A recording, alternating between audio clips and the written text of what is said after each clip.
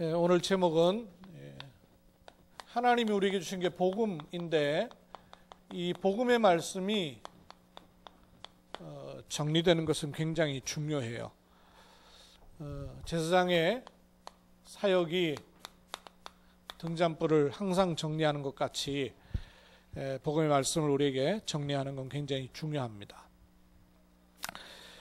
제가 화요일날 말씀을 드렸었는데요. 성령의 충만함이 뭘까 하는 제가 묵상을 했단 말이죠. 성령이 계시고 성령이 충만하다는 것이 제가 예전엔 그렇게 한 번도 생각 안 해봤는데 에티오피아 갔다 와가지고 제가 묵상을 하다 보니까 충만이라는 게 한꺼번에 일시에 확 들어오는 게 아니라 계속 쌓여 있다가 드디어 충만해지는 거잖아요. 그죠? 한꺼번에 확 들어오는 게 아니에요. 양동에도 물 받아보세요. 한꺼번에 확 받으면 오히려 빠져나가가지고 그만큼 빚이죠. 충만하다는 거는 차곡차곡 쌓여가지고 흘러넘치는 거예요. 그러면 뭐가 쌓이는 거냐? 이게 제가 갑자기 질문이 된 거예요. 그러면 뭐가 쌓여가지고 가득 찬 게 성령 충만인가 하는 생각이 들어서 제가 성령 충만을 성경을 찾아보니까 그래서 오늘 또 조금 더 찾아봤어요. 좀 더 찾아보니까 마태, 마가, 누가복음에 이렇게 성령에 관해서 있어요. 마태복음에는 성령이 12번 나오고 그 다음에 마가복음에는 6번 나오고 누가복음에는 16번이 나오고 그 다음에 요한복음에는 11번이 나와요. 성령이라는 단어가. 근데 사도행전에는 산수 아니에요? 나중에 이거 보고 또 산수 틀리다고 하지 말고 사도행전에는 49번이나 나와요. 사도행전에 확실히 많이 나오죠? 근데 성령이 충만하다 이런 걸 이제 찾아보니까 흥미로운 게 이게 마태, 마가, 누가, 요한 사도행전인데 마태, 마가, 요한복음에는 충만이란 말이 없어요. 누가복음에만 4번이 나와요. 사도행전은 성령의 충만함이라는 게 10번 나와요. 그래서 제가 참 흥미롭고 재미인 거예요. 누가복음하고 사도행전에만 성령의 충만함이라는 게 나오는 거예요. 그래서 이걸 찾아놓고 내가 가만히 보니까 아하, 이 누가복음 사도행전을 쓴 게 뭐 메모로는 의사 누가가 예수님이 사역하는 걸 그때 기록을 해놨는지 모르지만 누가복음이라는 게 성경으로 딱 이렇게 기록될 때는 벌써 주후 예수님 후 한 60년 어떤 학자는 100년까지 보는 사람도 있어요. 그러니까 적어도 69년에서 100년 사이에 기록이 된 거예요.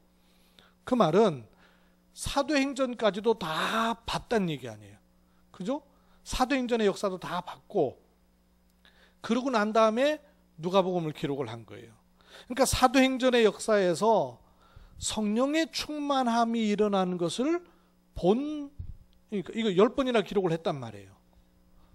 사도행전에서 오순절날 성령이 임하고 그 성령이 충만하여서 일어난 일들을 다 보고 나서 누가복음을 다시 쓸 때 생각해 보니까 그때 그런 일들이 성령으로 충만해가지고 일어났던 일이구나라고 생각을 하면서 쓸 수가 있었던 거예요. 이해가 되세요? 제가 말을 어렵게 하는 거 아닌가 모르겠는데. 근데 이제 이런 마태, 마가, 요한은 그 후에 사도행전을 기록을 하지 않았단 말이에요. 물론 사도행전적인 역사는 함께 다 봤어요. 근데 이게 보는 걸 똑같이 보는 거와 본 거를 내가 기록해갖고 정리해 놓는 거는 차이가 많습니다. 본 걸 내가 기록하고 정리하다 보면 더 보이고 잘못 봤던 것에 대해서 생각하기도 하고 그 다음에 연결해서 보기도 하고 많은 게 달라져요. 그러니까 의사 누가는 예수님의 사역을 다니면서도 봤고 그 다음에 초대교회 마가다락방 이후에 일어났던 일들도 다 본 사람이에요. 봤기만 한 게 아니라 정리를 해서 기록을 한 사람이에요. 그렇게 하면서 보니까 이게 성령의 역사구나, 성령에 충만하여서 일어난 일이었구나. 그러면 그때 사가랴가 예수님 잉태했던 마리아를 놓고 한 말도 그냥 한 말이 아니라 자기 말이 아니라 성령의 충만함을 입어서 한 말이었구나 라고 누가복음을 추론해서 쓸 수가 있었던 거예요. 그래서 이런 것들을 제가 화요일날 찾아봤지 않습니까? 찾아보니까 성령 충만이 일어날 때하고 항상 반드시 딱 연결되는 게 있어요. 그게 뭐냐면 하나님의 말씀이 현장에 전달될 때 성령 충만을 주셔요. 보통 우리는 성령 충만 그러면 막 은사 받고 방언하고 귀신 쫓아내고 치유하고 뭐 이런 거만 생각을 많이 하고 그런 쪽으로만 메시지 많이 들었었죠. 그죠? 어디 가서 이제 부흥 집회 같은 거 하면 성령 충만하면 막 한참 기도하다가 목 다시고 막 방언 막 하고 어떤 사람 입신하고 넘어지고 어떤 사람 병 났다고 막 간증하고 이런 거를 우리는 성령 충만이라는 얘기를 많이 들었단 말이에요. 그런데 성경에서 성령 충만이라고 말씀에 기록된 거를 찾아보니까 성령 충만은 반드시 뭐 한 게 있냐면 하나님이 원하시는 말씀을 하나님이 원하시는 시간표에 하나님이 원하시는 현장에 전달할 때 성령의 감동을 충만하게 받는 상태로 허락하시는 거예요. 그래서 또 관심이 가길래 또 좀 찾은 게 있어요. 그게 뭐냐면 하나님의 나라. 하나님의 나라. 우리가 그리스도 하나님 나라 오직 성령 이렇게 많이 하잖아요. 그래서 하나님 나라. 하나님 나라에 대해서도 좀 찾아봤어요. 초대교회는 여러분 복음 전할 때 뭐라고 전한다 그랬어요? 예수님은 그리스도이시다. 예수가 그리스도이시다. 이렇게 전했어요. 그러면 정작 당사자인 예수님은 전도 메시지가 뭐였어요? 예수님은 전도 메시지가 예수는 그리스도, 예수가 그리스도 이렇게 전했어요? 아니죠. 예수님의 전도 메시지 뭐예요? 회개하라, 천국이 가까웠다. 하나님 나라란 말이에요. 하나님 나라. 예수님의 메시지는 회개하라는 이유는 뜻없이 회개하라는 게 아니에요. 하나님 나라 가까웠다. 그러니 회개하고 주 예수를 믿으라. 그 얘기인데 결국은 하나님 나라예요. 하나님 나라. 하나님 나라. 아니 그러면 하나님 나라. 그래서 이제 그걸 제가 또 성경에 보니까 마태복음에는 12번, 마가복음에는 16번, 누가복음에는 36번, 요한복음에는 2번, 사도행전에는 7번 이렇게 나와요. 조금 특징이 있죠. 누가복음에 하나님 나라가 또 그렇게 많이 나와요. 그래서 성경에는 천국도 같은 의미로 나오거든요. 그죠? 천국. 이걸 찾아봤어요. 그랬더니 천국은 마태복음에서만 나와요. 마태복음에서만 나오는데 36번 나와요. 다른 데는 천국이라는 표현이 쓰이지가 않았어요. 이렇게 하나님 나라는 여기 들어있잖아요. 천국은 아니고요. 이게 이런 숫자가 왜 중요하냐면요. 여러분 대통령이 시정연설, 신년사 하잖아요. 신년사 하면 신년사의 단어가 어떤 게 쓰여 있는가를 요즘 빅데이터라 그러죠. 숫자 파악해요. 근데 거기에 많이 쓰인 언어는 그만큼 그 사상이 들어있다 그 말이에요. 성경에 감동하심을 입은 저자들에게 기록할 때 하나님께서 이유 있게 쓰게 하시는 거예요. 근데 그런 것들이 의미와 이유가 있어요. 마가는 하나님 나라에 대해서 많이 얘기를 했어요. 그래서 제가 다시 생각이 되는 게 예수님의 당시의 사역과 사도행전의 역사를 보고 기록을 했던 누가의 눈이 다른 저자의 눈과는 상당히 달랐구나 하는 생각을 하는 거예요. 그러면서 하나님 나라에 대해서 주목을 좀 했어요. 제가 화요일날은 성령 충만 말씀드렸고, 그럼 하나님 나라는 어떤 것일까 하나님 나라. 그동안에 하나님 나라 그러면요, 보통 장소로 한국 국외에는 전달이 많이 되어 왔었죠. 천당 이렇게, 그죠? 천당 이렇게 장소로. 그 다음에 두 번째는 행위 개념으로 많이 전달되어 왔어요. 하나님 나라 이러면. 왜냐하면 마태복음 7장 21절에 하나님의 뜻대로 행하는 자라야 천국에 들어갈 수 있다 이러니까 하나님의 뜻대로 행하는 이 행위에 대해서 많이 얘기를 했어요. 그리고 천국을 상태로 많이 설명을 했었어요. 대표적인 게 마태복음 13장에 있는 천국의 비유를 들으라.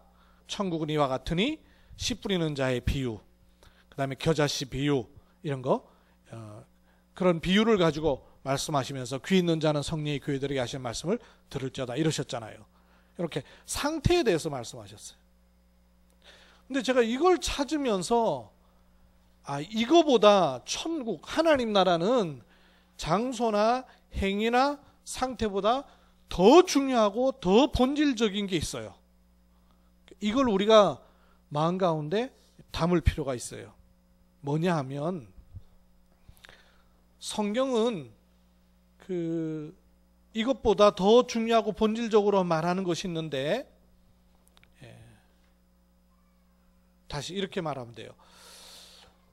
예수님도 하나님 나라를 계속 전했으면 제자들도 전도할 때 하나님 나라 계속 전해야 될 거 아니에요. 그죠? 예수님이 회개하라 하나님 나라 가까웠다 이렇게 했으면 제자들도 회개하라 하나님 나라 가까웠다 이렇게 전해야 되잖아요. 그런데 제자들은 하나님 나라도 전했지만 하나님 나라 사도행전에 7번밖에 안 나와요. 7번밖에. 훨씬 많이 나오는 게 뭐예요? 사도들이 전할 때 메시지의 내용은 훨씬 많이 나오는 게 뭐예요? 예수가 그리스도다. 그걸 훨씬 많이 전했단 말이에요. 왜 그럴까 말이에요. 예수님 본인은 하나님 나라, 결국은 우리가 전해야 될 메시지는 하나님 나라예요. 근데 하나님 나라가 이루어지는 방법이 뭐냐 그 말이에요. 어떻게 하나님 나라가 이루어져요? 이런 걸로 하나님 나라가 이루어지는 게 아니란 말이에요. 내 상태로 하나님 나라가 이루어지고 내 행위로 하나님 나라가 이루어지고 장소로 하나님 나라가 이루어지는 게 아니란 얘기예요. 하나님 나라가 어떻게 이루어져요? 오직 그리스도로만 하나님 나라가 이루어지는 거예요. 그게 복음서와 사도행전을 연결하는 아주 중요한 핵심이에요. 그래서 복음도표의 신목사님이 오직 그리스도로 임한 하나님 나라 운동 이렇게 한 게 제가 다시 데이터를 보니까 정확한 진단이에요. 이게 하나님 나라 개념의 가장 중요한 개념이에요. 오직 그리스도로 임하는 하나님 나라. 자, 이렇게 해놓고 제가 여러분에게 좀 드리고 싶은 게 이 말씀이 있어요. 그 신목사님의 복음도표가 제게는 주요한 바탕이 돼서 저도 이 복음의 말씀을 이렇게 좀 정리를 해봤어요. 성경은 굉장히 논리적입니다. 논리적이란 말은 앞뒤 전후 좌우가 굉장히 선명하다 그 말이에요. 세상 사람들이 교회는 마구잡이로 믿고 과학과 철학은 논리적이라고 생각하는데 천만에요. 세상이 못 보는 논리가 오히려 교회는 있는 것이지, 또 출발이 달라서 그렇지, 출발이 달라요. 우리 집사님이 딸내미가 어렸을 때는 엄마 따라서 교회도 잘 나오고 쓰기도 하고 막 이러더니 이제는 머리카락 고등학생 되어가지고는 배운 과학, 철학 이런 거 갖고 따지는데 할 말이 없더래요. 그럼 엄마한테 따지고 드는데 말을 못하겠더라는 거예요. 그래서 말 못할 이유가 없는데 사실은 복음이 정리가 안 돼 있어서 그런 거죠. 말 못하는 게. 세상의 출발, 과학의 출발과 우리의 출발 자체가 달라요. 출발이 다른데 중간에 아무리 얘기를 해도 맞는 얘기가 아니에요. 그래서 제가 그랬어요. 그러지 말고 딸한테 성경이 묻는 질문을 한번 해보시오. 과학이 교회들에게 묻는 질문을 하는 것 같이 과학이 교회와 성경에게 질문하잖아요. 그 대답해라고. 그러면 복음이 세상을 향하여 하는 질문이 있잖아요. 그게 뭡니까? 인간은 왜 실패할 수밖에 없는가? 그 과학적으로 대답해 보라고 말이에요. 인간은 왜 망할 수밖에 없는가? 과학 철학이 대답해 보라고 말이에요. 그걸 알 수가 없어요. 성경에는 아주 중요한 원리가 있습니다. 그 첫 번째 원리가 창조 원리예요.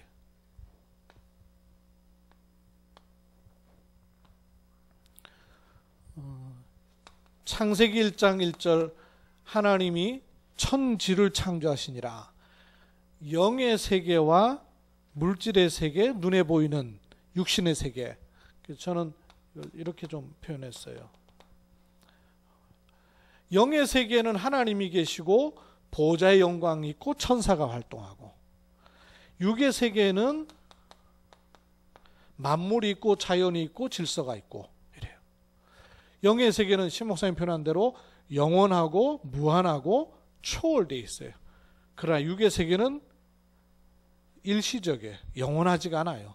그리고 무한하지 않습니다. 유한합니다. 그리고 초월되어 있지 않습니다. 넘어서 있잖아요. 내재되어 있어요. 갇혀 있다고 말해요. 들어있는 것 갖고만 산다고 말해요. 물고기가 금방 죽는 게 아니라 물 떠나면 들어있는 동안에는 살아요. 그걸 내재라 그래요. 물고기 속에, 지 속에 들어있는 것 갖고는 일단 살 수 있다고 말이죠. 그게 내재되어 있는 거예요. 그런데 하나님께서 사람을 만드실 때 여기다 만드신 것이 아니고 여기다 만드신 것이 아니라 시편 8편 4절 6절 하나님보다 조금 못하게 하시고 만물 위에 두사 그랬어요. 여기다 두셨어요. 왜 이렇게 두셨느냐? 관계 때문에 그래요. 사람은 하나님의 복을 받고 만물을 다스리고 정복하도록 지음받은 존재예요. 그래서 하나님께서 그 계획을 처음부터 하신 거예요. 1장 26절에 우리가 우리의 형상을 따라 사람을 만들어서 그들로 만물을 다스리도록 하자 하시고 그 사람에게만 넣어두신 것이 창세기 1장 27절 하나님의 형상을 넣어두신 거예요. 그걸로다가 창세기 1장 28절 만물을 다스리도록 하신 것이 하나님의 질서예요. 그래서 인간에게만 2장 7절 흙으로 빚으시고 코에 생기를 불어넣으시니 영적 존재로 만드셨고 그것은 하나님과 똑같은 것이라서 스스로 하나님처럼 되려고 할 수 있기 때문에 2장 17절에 한 가지를 금지하셨는데 아까와 금지하신 것이 아니라 요 관계를 말씀하신 거예요. 선악과를 따먹지 말라. 하나님은 사람에게 복을 주시고 사람은 만물을 정복하고 관리하고 다스리고 그러면 만물은 사람에게 그 필요를 공급하고 사람은 그것을 하나님께 영광과 예배를 돌린 존재가 원래 인간에게 주신 창조의 원리. 그래서 이 모습을 봤을 때 창세기 1장 31절 보시기에 심히 좋았더라. 하나님 보시기에 심히 좋은 상태. 창세기 1장 1절. 그런데 왜 인간에게는 문제가 왔습니까? 그게 멸망도 그냥 온 게 아니라 원리를 가지고 왔어요. 그게 멸망의 원리예요. 사람에게 문제가 생긴 것이 아니에요. 그 이전에 만물 속에 문제가 생긴 게 아니에요. 도대체 인생은 왜 문제가 와 있습니까? 닫혀버렸어요. 갇혀 있단 말이에요. 왜 이렇게 돼버렸냔 말이에요. 그게 사람들 속에서 물질 속에서 생긴 문제 이전에 눈에 보이지 않는 하나님을 대적하고 쫓겨난 존재가 있는 거예요. 이 부분도요, 성경 기록은 아주 명확해요. 불의한 천사예요. 왜 그랬습니까? 이사야 14장 12절로 17절에 교만함이 들어가 버린 거예요. 그 결과 계시록 12장 9절 쫓겨나 버렸어요. 이 하나님의 영광과 찬송을 돌리는 천사가 이렇게 돼버린 거예요. 불의함으로 교만하여 쫓겨난 자기한테 있던 그 문제가 사람한테도 그대로 들어오는 거예요. 여러분, 창세기 3장에 일어났던 이 세 가지 문제는 우리에게 생기기 전에 이미 영적 세계에서 사단에게 와버린 문제였어요. 그 문제가 사람들에게도 들어온 거예요. 요 쫓겨난 천사인 요 사단이 하필이면 뭘 건드려요? 요 건드렸단 말이에요. 창세기 3장 4절 5절에 따먹어, 따먹으면 네가 하나님처럼 되는 거야. 아니, 그 얘기를 듣고 나니까 3장 6절 보암직도 하고 지혜롭게 할 만큼 탐스럽기도 한 죄가 들어와 버린 거예요. 그래서 어떻게 했어요? 3장 8절 덜커덕 먹고 나니까 고만 동산나무 사이에 숨어버리는 이 상태를 잃어버리고 쫓겨나게 되는, 하나님을 떠나는 문제가 오게 된 거예요. 여기 있으면 사람은 만물 속에서 만물과 함께 사이좋게 잘 지낼 수 있는 상태가 아니에요. 왜냐? 하나님으로부터 공급받는 게 있어야 사람은 만물을 다스릴 수 있는데 그게 없으니까 사람이 만물과 함께 사는 것이 아니고 만물 밑에 기어 들어가 버려요. 그래서 사람들이 만물을 섬길 수밖에 없는 원리가 만들어져 버린 거예요. 그래서 이것이 우상이 될 수밖에 없죠. 그게 하나님 아닌 다른 걸 자꾸 찾으니까 인간에게 가장 먼저 오는 거는 위로부터 문제가 오는 겁니다. 영적 문제가 올 수밖에 없던 거예요. 그 문제가 살아가면서 드러나기를 정신의 문제로 드러나고 육신의 문제로 드러나 버리는 거예요. 근데 그게 알고 보니까 배경이 따로 있잖아요. 그래서 내세의 문제로, 지옥 권세로, 그리고 그게 후손에게까지도 자기가 물려주는 게 아니에요. 영적 배경을 가지고 물려줄 수밖에 없는 원리가 만들어져 버린 거예요. 그래서 이 상태를 가리켜서 성경은 창세기 1장 2절에 보니까 혼돈, 공호, 흑암. 이것도 사실 알고 보면 흑암,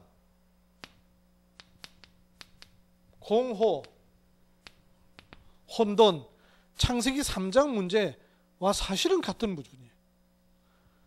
그래서 하나님은 이렇게 된 인간을 기회를 주시기 위해서 막았어요.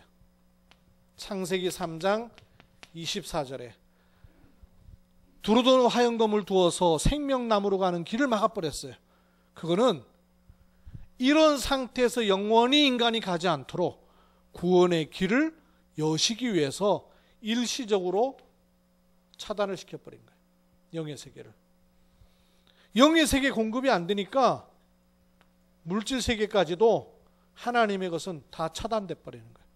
그 차단되니까 당연히 불신자 상태로 인간은 여기서 태어나고 여기서 돈 벌고 여기서 명예롭고 여기서 오래 살고 여기서 잘 살고 여기서 자존심 내고 살 수밖에 없는 멸망의 원리가 만들어져 버린 거예요. 원리예요. 창조의 원리는 하나님의 나라,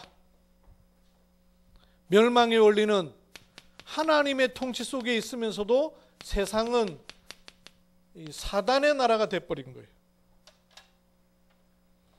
이 상태에서는 인간이 뭘 해도 뚫고 올라갈 수가 없어요. 왜냐? 이 세 가지 때문에.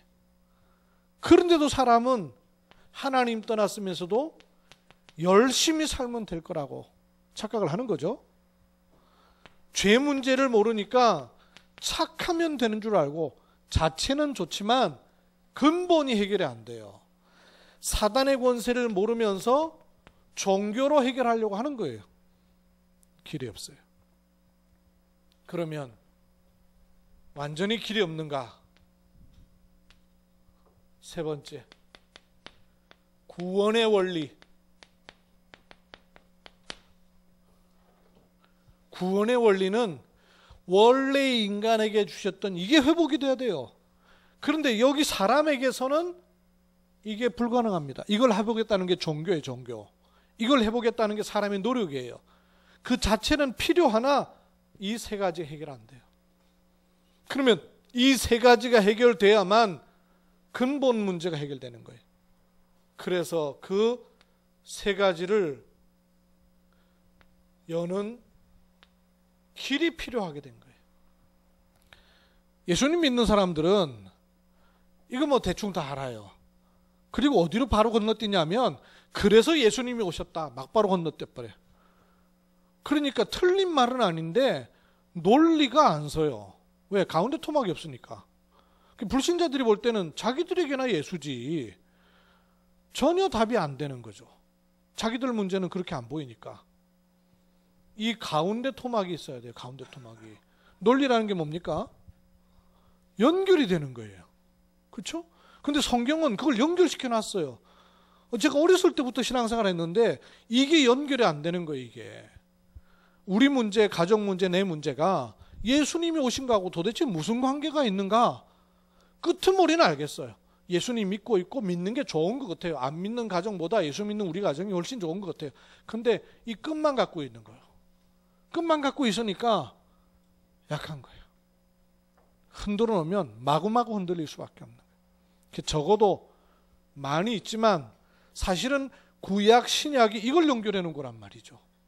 근데 이 사이를 많이 있지만 이거 정도는 연결할 필요가 있는 것이 여기 있는 아담 하와에게 하나님이 막바로 복음을 주신 것이 아니에요.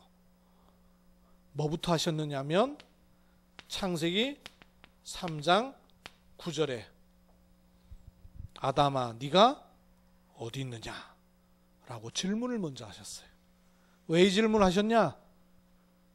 아담이 숨어있는 것을 도저히 못 찾아서 하나님이 질문한 게 아니라 아담아 네 문제가 뭐냐? 라는 걸 질문하셔서 스스로 자기들의 문제가 어떤 문제인가를 알도록 질문을 먼저 하신 거예요. 이해되시죠? 하나님이 대답을 찾으려고 질문한 게 아니에요. 자기들의 문제가 어떤 문제인가를 알도록 질문을 하신 거예요. 여기 있는 우리는 내 문제가 뭔지를 몰라요. 이런 불신자가 복음을 안 받는 게 아닙니다. 자기 문제가 뭔지를 모르고 있는 거예요. 자기 문제가 뭔지를 알면 누구든지 나도 그리스도가 필요하다는 것을 알 수밖에 없게끔 돼 있어요. 왜냐? 여기 있는 인간은 그리스도 아니면 안 되도록 돼 있는 거예요. 그래서 하나님이 질문을 하신 거예요. 우리도 마찬가지예요. 그래서 중요한 게 뭐냐? 진단이 중요한 거예요. 도대체 인간에게 있는 근본 문제는 뭔지. 이 근본 문제 때문에 사람들에게는 이 근본 문제를 해결할 필요가 처음부터 있는 거예요. 그리고 그것을 하나님은 해결할 약속을 하셨고 그걸 해결할 자격은 도대체 어떤 자격을 갖춰야 해결이 됩니까? 그 일을 누가 했습니까?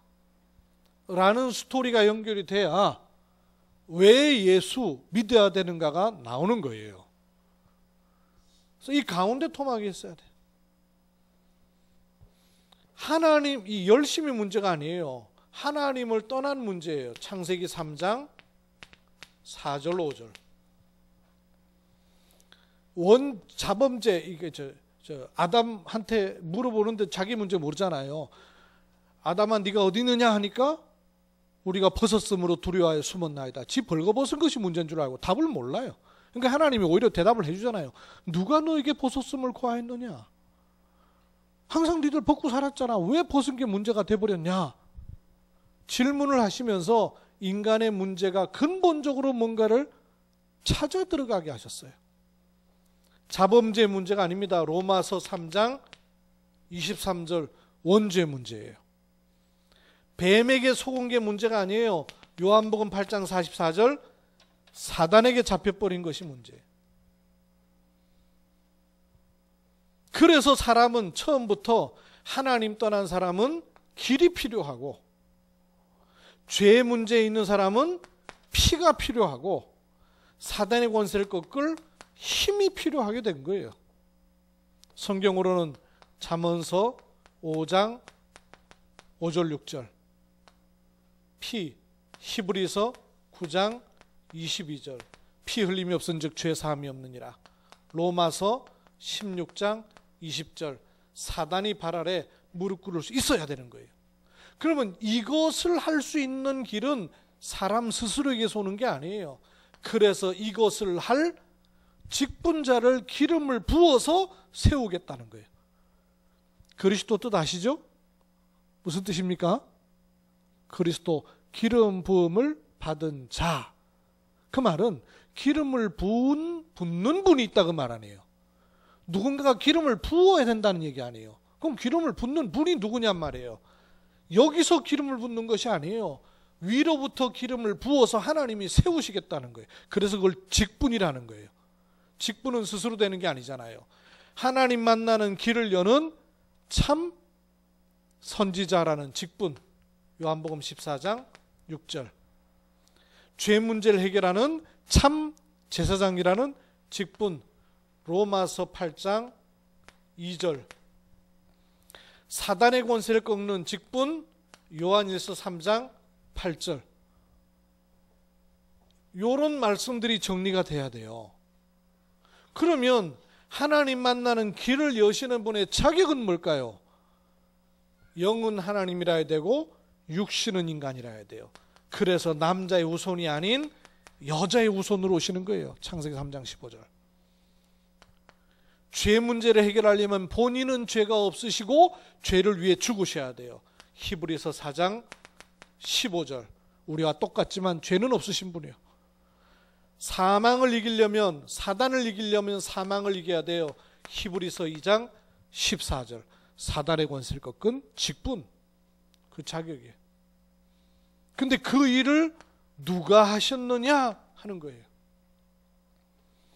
예수님은 마태복음 1장 18절로 23절 성령으로 잉태하셔서 동정녀 마리아에게 소신. 자기 죄를 위해 죽은 것이 아니라 마가복음 10장 45절에 대신하여서 죽으시고, 그리고 고린도전서 15장 3절 4절 성경대로 죽으시고 성경대로 다시 살아나셔서 십자가에 죽으시면서 요한복음 19장 30절 내가 다 이뤘다. 뭘 다 이룬 거예요?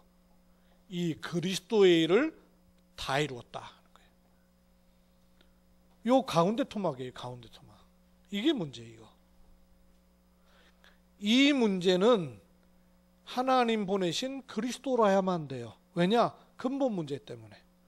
처음부터 그게 필요해요. 그래서 하나님이 그걸 약속하셨어요. 그 약속하신 자격은 요 자격 많아야 되지만 적어도 이 자격이라야 돼요. 그걸 하신 분이 예수님이 하신 일이 바로 그 일을 하셨더라고 말이에요. 그래서 성경은 처음부터 창세기 3장 14절 뱀에게 이르시기를, 아담에게도 묻고 하와에게도 물었는데 뱀에게는 안 물어요. 뱀에게 이르기를 네가 이렇게 하였으니, 이 문제 출발이. 그래서 여자의 후손을 보내어서 뱀의 머리를 상하게 하시겠다는 약속을 하신 거예요. 약속이에요. 약속. 약속이라기보다 예언. 그대로 출애굽기 3장 18절, 이사야 7장 14절 그리스도 보낼 것을 계속 예언한 거예요. 그래서 신약에 오니까 누가복음 2장 10절에 온 백성에게 미칠 큰 기쁨의 좋은 소식을 전한다. 복음이죠. 큰 기쁨의 좋은 소식. 복음의 내용이 뭐냐? 11절 우리를 위해서 구주가 나셨으니 곧 그리스도 주시니라. 그 그리스도 주의 이름을 21절에 붙이니 예수라 하니라 그랬어요. 이런 복음이 요 세 가지로 이렇게 정리돼야 돼요. 하나님은 복음 주셨어요.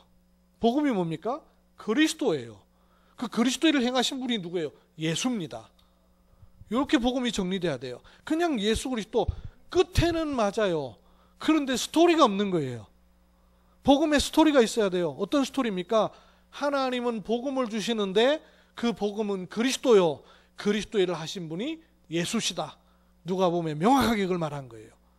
그걸 말하고 나니까 아하, 그래서 하나님의 방법이 뭐냐? 로마서 5장 8절 우리가 아직 죄인 되었을 때, 여기 있을 때 그 말이에요. 구원의 길도 구원의 방법도 구원의 느낌도 모를 때 하나님이 그리스도를 보내심으로, 예수 보내심이 아니에요. 왜 그리스도를 보내심으로 해요? 이 세 가지 문제를 해결하는 길은 그리스도밖에 없기 때문에 그리스도를 보내심으로 하나님이 우리에 대한 자기의 사랑을 확증하셨느니라. 하나님이 우리를 사랑하시는데 그 사랑은 이게 해결되지 않고는 사랑이 불가능해요. 그렇죠? 이거 해결되지 않고 하나님이 사랑하는 건 쓰다듬어 주는 거지 사랑이 아니란 말이에요. 그 사랑은 뭐냐? 이 벽을 깨버리는 거란 말이죠. 그 벽을 깨는 길이 뭐냐? 그리스도로 그 벽을 깰 수 있는 거예요. 그래서 우리가 아직 죄인 되었을 때 하나님께서 그리스도를 보내심으로 우리에 대한 자기의 사랑을 확증하신 거예요. 이 사실을 알고 요한복음 20장 31절에는 계속 뭘 얘기했어요? 성경을 기록한 이유는 예수님이 하나님의 아들 그리스도이심과 그 이름을 힘입어 영생을 얻게 하려 하심이라. 이걸 기록한 거예요. 그것을 바울이 깨달았어요. 골로새서 1장 13절로 14절에 그가 우리를 흑암에서 건져내사 사랑의 아들의 나라로 옮기셨으니 우리를 구속 곧 죄 사함을 받게 하려 하심이라. 세 가지 나왔죠. 흑암에서 건져내사 무슨 직분이에요? 요 세 직분 가운데 흑암에서 건져내사 무슨 직분이겠어요? 왕. 흑암에서 건져내사. 사랑의 아들의 나라로 옮기셨으니 무슨 직분이겠어요? 선지자. 구속 곧 죄 사함을 받게 하려 하심이라. 무슨 직분이에요? 제사장. 왕, 선지자, 제사장 세 가지 직분을 그대로 말한 거예요. 그리고 골로새서 1장 그 뒤에 15절에 보니까 이는 보이지 아니하는 하나님의 형상이신 그리스도이시니라. 요 세 가지를 해결하는 길이 뭐냐? 보이지 않는 하나님의 형상이 그리스도로. 여기서 어떻게 하나님을 볼 수 있냔 말이에요. 하나님의 형상을 볼 수 있냔 말이에요. 그래서 그리스도로 하나님의 형상을 회복시키시는 거예요. 고린도후서 4장 4절에 보니까 그리스도는 하나님의 형상이라. 명확하죠. 그리스도가 하나님의 형상이에요. 인간을 하나님의 형상대로 지으셨기 때문에 이 하나님의 형상을 잃어버려 가운데가 비어버린 우리에게는 하나님의 형상이신 그리스도라야 이게 뚫리는 거예요. 그래서 에베소서 1장 10절에 그리스도 안에서 하늘의 것과 땅의 것이 어떻게 돼요?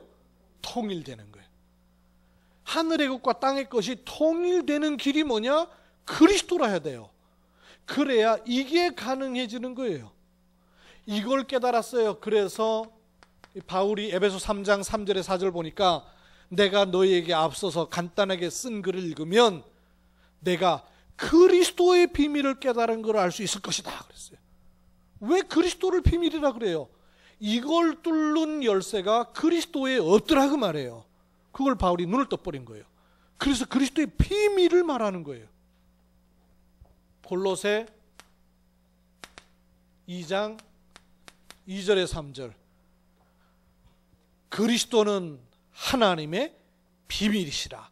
그 안에 지혜와 지식의 모든 보화가 감춰져 있느니라. 바로 이 말 아니에요. 바로 이 말 아니에요. 그리스도 안에 하늘의 지혜와 보화가 감추어져서 만물을 정복할 수 있도록 한다 그 말 아니에요. 그래서 가운데 뚫리는 열쇠가 뭐냐? 그리스도라는 것을 바울이 눈을 떠버린 거예요. 그래서 예수님께서 구약의 하나님의 질문은 니들 문제가 뭐냐? 문제 진단이에요. 신약에 예수님이 하신 질문은 마태복음 16장 13절 또는 15절 예수님이 누구냐? 요 질문한 거예요. 그때 사람들이 뭐라 그랬어요? 예레미야라고 합니다. 엘리야라고 합니다. 세례 요한이라고 합니다. 선지자라고 합니다. 하나도 해당 사항이 없어요. 그러면 너희는 나를 누구라 하느냐? 그때 뭐라고 고백해요?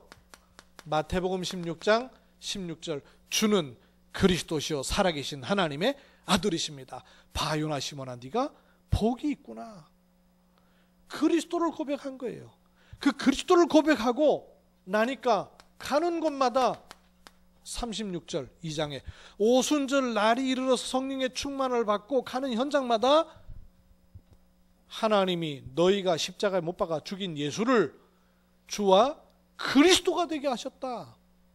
5장 42절 가는 곳마다 예수가 그리스도이심을 증거한 거예요. 왜 그렇게 증거했나? 하나님의 약속이 그리스도를 약속하셨고 그리스도가 오셨단 말이에요. 그런데 그 그리스도가 누구냐?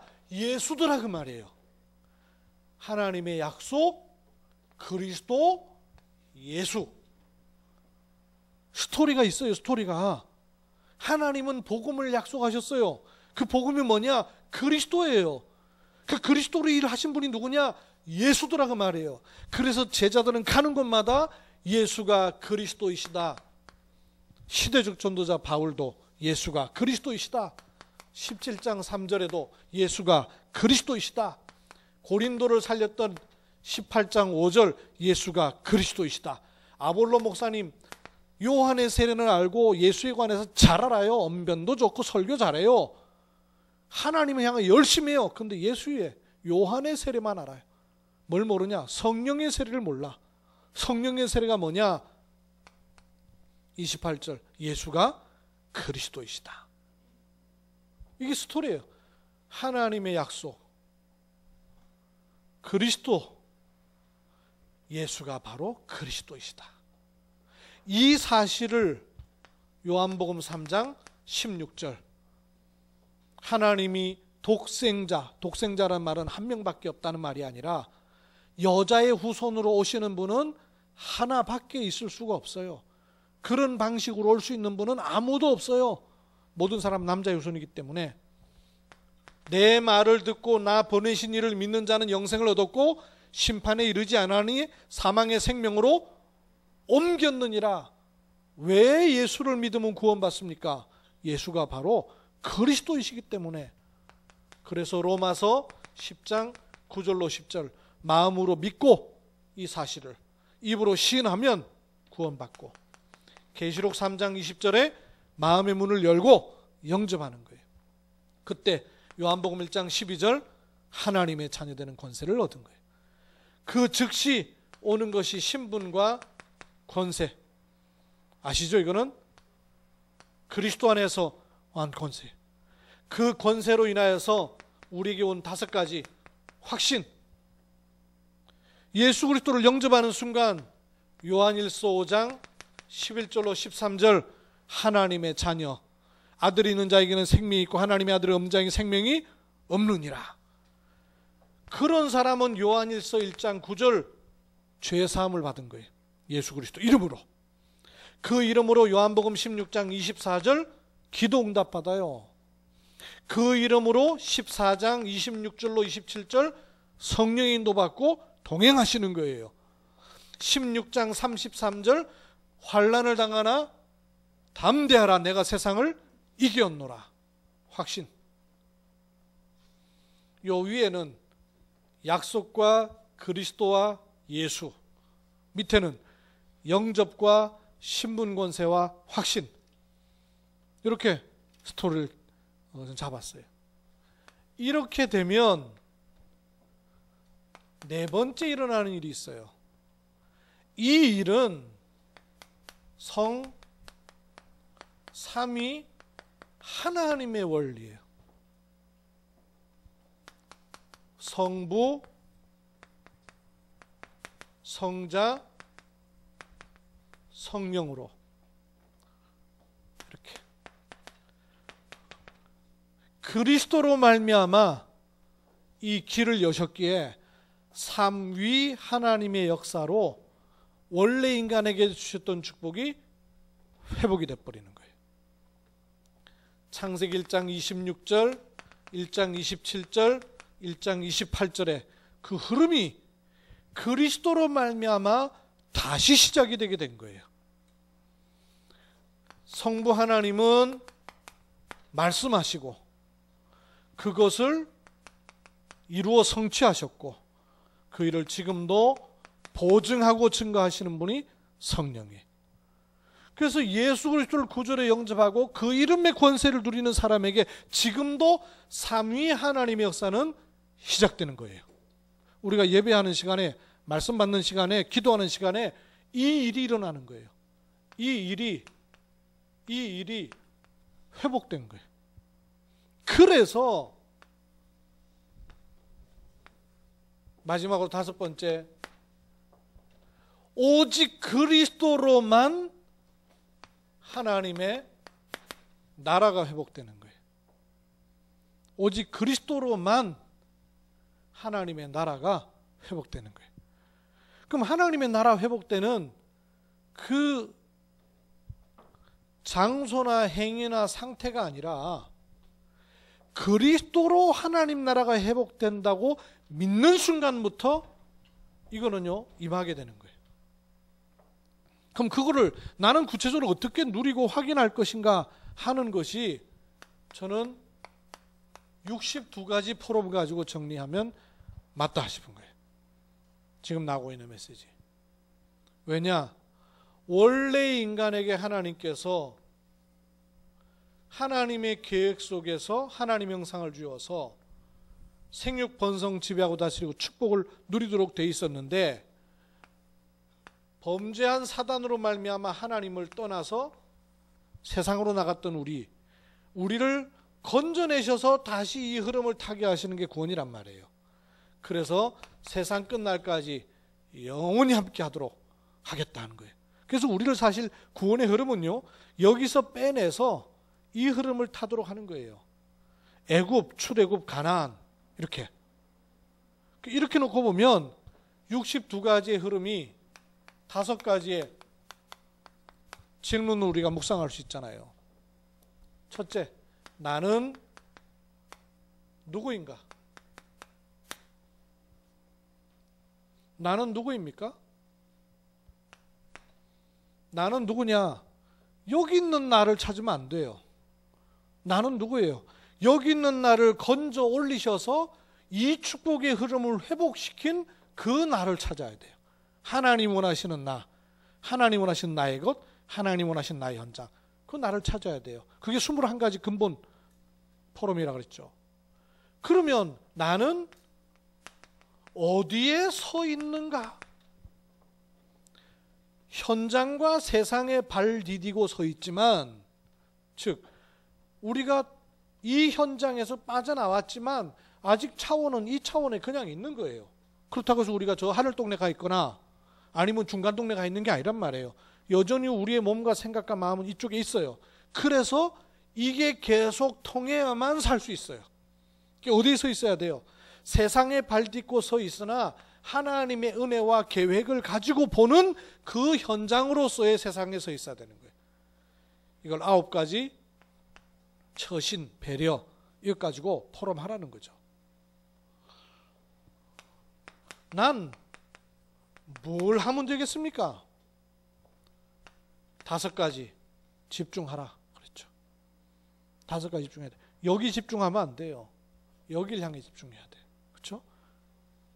말씀에 집중하고, 그리고 하나님이 주시는 하나님이 주시는 감사를 회복하고, 말씀에 집중하면 치유되기 시작하고, 그리고 미래를 하나님이 인도하시는 그 집중하는 거예요. 그러면 어떻게 할 것이냐? 7가지 달란트를 가지고 포럼하라는 거예요.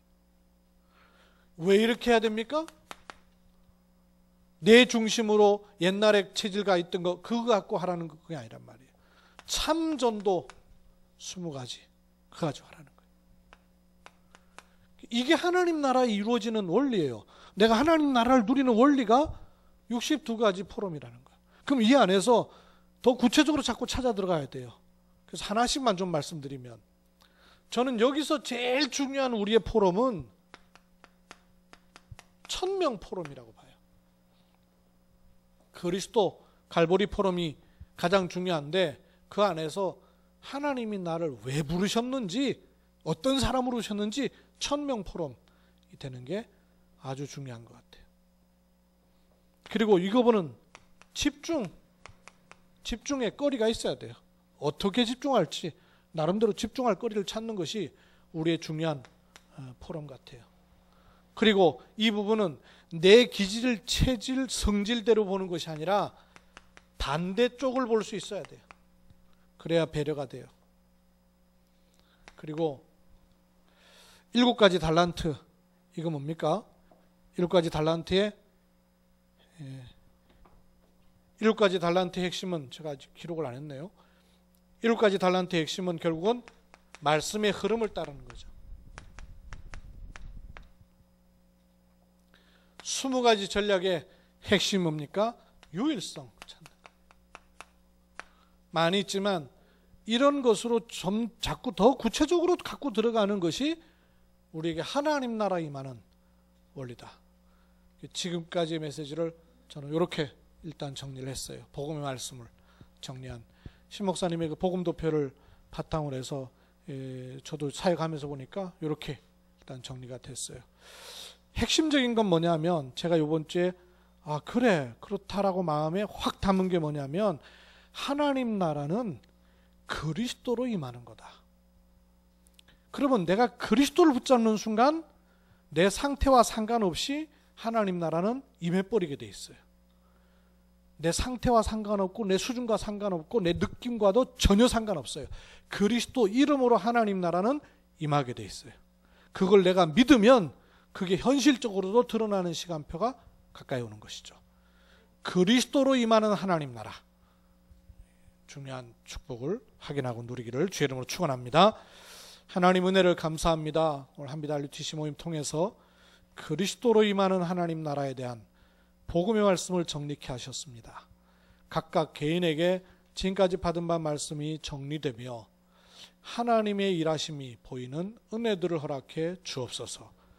주 예수 그리스도 이름으로 기도하옵나이다. 아멘.